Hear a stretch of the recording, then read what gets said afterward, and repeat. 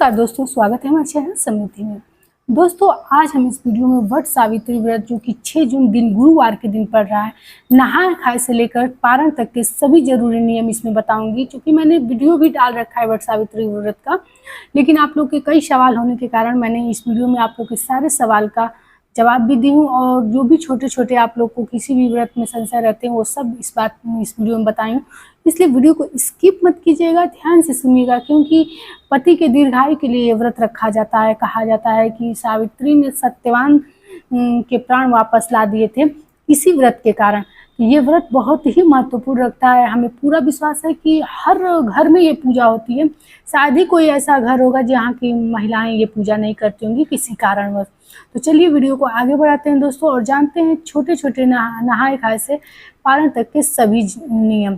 दोस्तों, हमारी वीडियो यदि आप लोग के लिए उपयोगी हो तो एक लाइक अवश्य कीजिएगा। क्योंकि आपके लाइक हमें बहुत ज़्यादा प्रेरणा देते हैं, बहुत ज़्यादा हमें महत्व रखते हैं। क्योंकि हम आपके लाइक से हमें भी अंदर से बल मिलता है।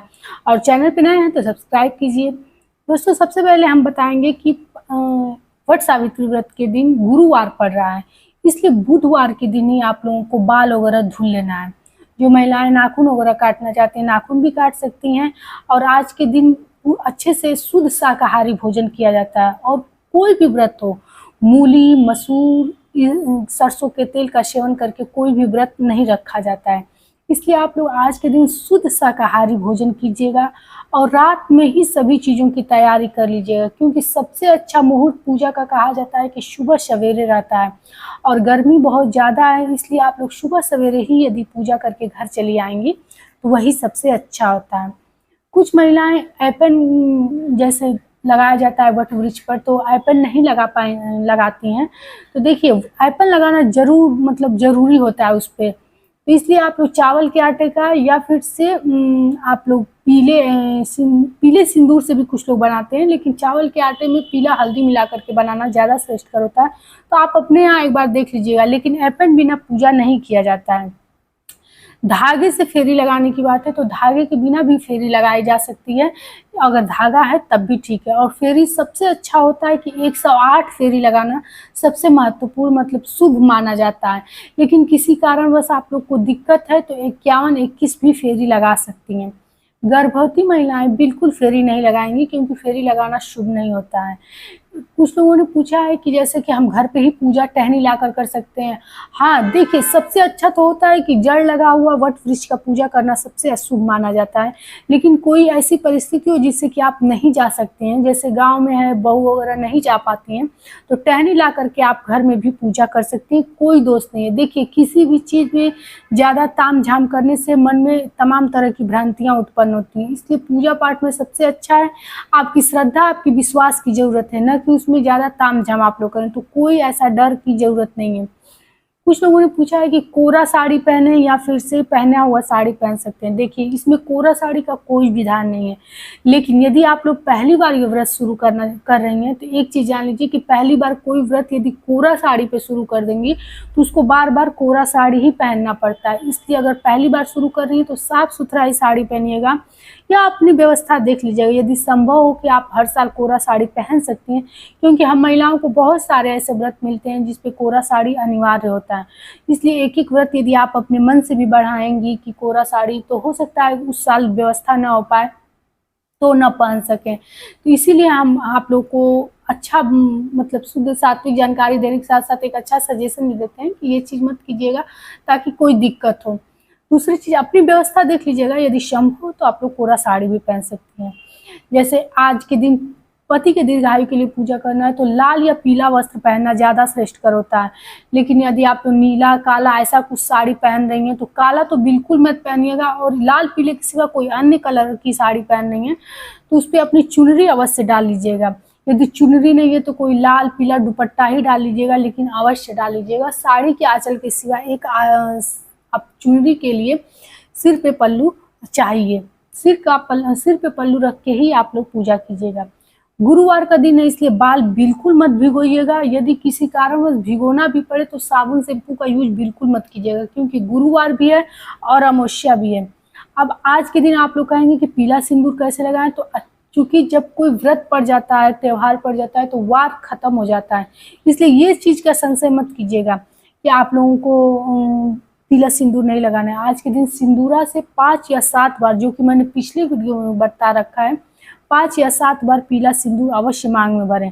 और सिंदूरा को वट वृक्ष के पास भी लेकर जाया जाता है, और जो भी सिंदूर आप लोग चढ़ाएं और एक्स्ट्रा बच जाता है तो सिंदूरा में भर दिया जाता है। तो आप लोग ये कार्य अवश्य कीजिएगा। महावर वगैरह भी लगा करके, चूंकि पति के लिए व्रत रह रही है तो पूरा श्रृंगार कीजिएगा।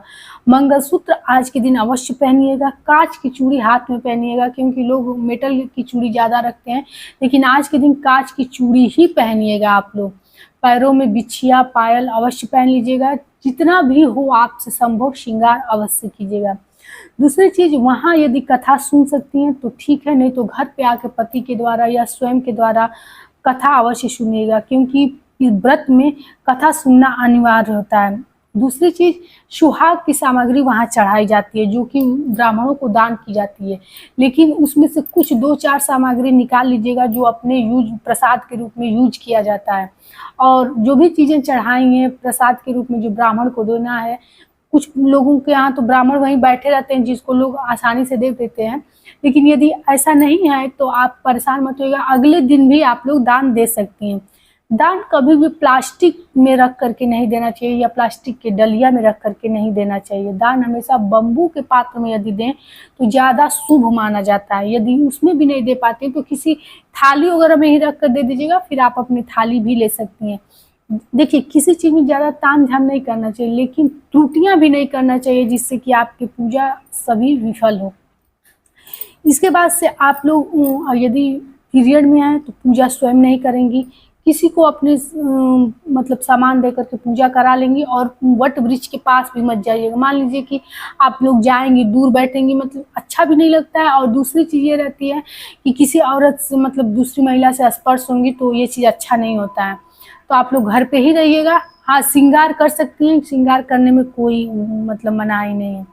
दूसरी चीज़, यदि गर्भवती हैं तो जैसा कि आप लोग यदि व्रत रहती होंगी तो जानती होंगी कि फेरी नहीं लगाना चाहिए, लेकिन व्रत भी रहिएगा तो एक बार अपना देख लीजिएगा तबीयत, क्योंकि सबसे बड़ा जिम्मेदारी है कि आप लोग को अपने गर्भ में पल रहे शिशु की देखभाल करना। यदि आपकी तबीयत ठीक है तब व्रत रह लीजिएगा, नहीं तो कोई मतलब ऐसी चीज़ नहीं है कि आप लोग को व्रत रहना जरूरी है। क्योंकि यदि कोई आपसे गलती हो गई, आपके व्रत के कारण कोई त्रुटि हो गई, तो आप जिंदगी भर अपने आप को क्षमा भी नहीं कर पाएंगी और ये जघन्य अपराध हो जाएगा जिसको कोई पूजा पाठ से ये चीज़ पूर्ति नहीं हो पाएगी। एक चीज़ और, इस व्रत में क्या खाएं क्या नहीं खाएं लोगों में काफ़ी संशय रहता है। तो देखिए, गुलगुले मालपुए वगैरह भी वट वृक्ष के पास ले जा करके चढ़ाए जाते हैं। तो कुछ लोग जब वट वृक्ष की पूजा कर लेते हैं तो घर आकर के ये चीज़ खा लेते हैं। कुछ लोग होते हैं जो दिन भर फलाहार पे ही रहते हैं, अगले दिन पारण करते हैं। और कुछ लोग पूजा करने के बाद शाम के समय शुद्ध मतलब बिना लहसुन प्याज के दाल चावल रोटी सब्जी मतलब बना करके पूरा भोजन कर लेते हैं। तो आप लोग अपने यहाँ का एक बार देख लीजिएगा कि लोग क्या कैसे रहते हैं, क्योंकि किसी भी नियम में ये चीज़ जरूरी है कि आप अपने घर की व्यवस्था देख लें कि कैसे लोग मतलब पहले के करते आ रहे हैं। और पहली बार व्रत रहना तो पहली बार व्रत भी रह सकती हैं। कुछ लोगों ने पूछा है कि ससुराल से उठाएं कि मायके से, तो कहीं से भी ये व्रत उठाया जा सकता है, इसमें ऐसा कोई नियम नहीं है। तो आशा करती हूँ कि सारी चीज़ें आप लोग की छोटी छोटी इस वीडियो में मैं बताती हूँ।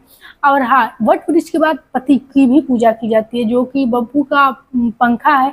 अच्छा, एक चीज़ और बताना चाहती हूँ कि यदि बम्बू का पंखा आपको न मिले और पहले से कोई पंखी आपके घर है तो देखिए, गंगा जल छिड़क करके और आप लोग वो चीज़ें वट वृक्ष के पास चढ़ा सकती हैं। और फिर इसको संभाल के रख दीजिएगा। यदि दिक्कत है कि हर साल ना मिले तो, या फिर से कभी कहीं दिखे तो खरीद कर रख लीजिएगा और गंगा जल छिड़क करके अगले साल भी आप पूजा कर सकती हैं। इससे एक भी पंखी चढ़ा सकती हैं, 2 भी पंखी चढ़ा सकती हैं। इससे पति को झेला जाता है। तो पति की पूजा की थाली के लिए मैंने आप लोग को वीडियो डाल रखी है कि क्या क्या रखना चाहिए। फिर एक बार बता देती हूँ, नहीं तो आप लोग वीडियो को पूरा देखते नहीं हैं और बीच में आप लोग सवाल करते हैं। दोस्तों, यदि हमारी वीडियो आप लोग के लिए उपयोगी है तो एक लाइक अवश्य कीजिएगा, और चैनल पर नए हैं तो सब्सक्राइब कीजिएगा, ताकि हमारी किसी भी वीडियो की नोटिफिकेशन सबसे पहले आपके पास पहुँच जाए। और शुद्ध सात्विक जानकारी पाने के लिए आप लोगों को इसको सब्सक्राइब कीजिएगा। दोस्तों, पति की थाली में दही, अक्षत और रोरी और रखिएगा। एक दीपक घी का अवश्य जला लीजिएगा, जिससे कि उनके पर जितने भी निगेटिव नकारात्मकता हो, किसी के नज़र दोष हो, ये सब चीज़ें समाप्त हो जाती हैं। दीपक में इतनी शक्ति होती है। ऐसे तो मान लीजिए रोज़ कोई आरती उतारता नहीं है, लेकिन जिस दिन पति का व्रत रहे उस दिन ये चीज़ ज़रूर करना चाहिए, क्योंकि दीपक से अगर आरती उतार ली जाए तो कहा जाता है उस व्यक्ति पर कितने भी बुरे प्रभाव, बुरे संकट हो, ग्रह दोष हो, वो चीज़ें समाप्त होने लगती हैं।